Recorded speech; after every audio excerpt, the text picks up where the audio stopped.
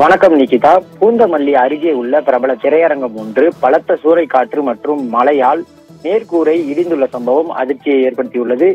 சென்னை பூந்தமல்லி அடுத்த செம்பரம்பாக்கம் அருகே உள்ள EVP திரையரங்கம் அண்மையில் சந்தோஷ் திரையரங்கம் என பெயர் மாற்றம் செய்யப்பட்டு செயல்பட்டு வருகிறது. இந்த நிலையில் இன்று பூந்தமல்லி மற்றும் சுற்று வட்டார பகுதிகளில் பெய்த பலத்த மழை மற்றும் வீசிய சூறைக்காற்றால் இந்த திரையரங்கின் மேற்கூரையானது திடீரென சரிந்து விழுந்துள்ளது.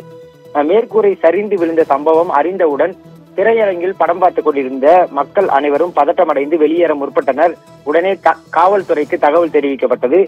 சம்பவ இடத்திற்கு வந்த காவல்துறையினர் திரையரங்க ஊழியர்களுடன் இணைந்து மக்களை பாதுகாப்பான முறையில் எந்தவித காயமும் இன்றி அப்புறப்படுத்திவிட்டு தற்போது திரையரங்கிற்கு பாதுகாப்பு அளித்து வருகின்றனர். மேற்கொண்டு எந்தவித அசம்பாவிதமும் ஏற்படாத வகையில் முன்னெச்சரிக்கை நடவடிக்கைகள் மேற்கொள்ளப்பட்டுள்ளன.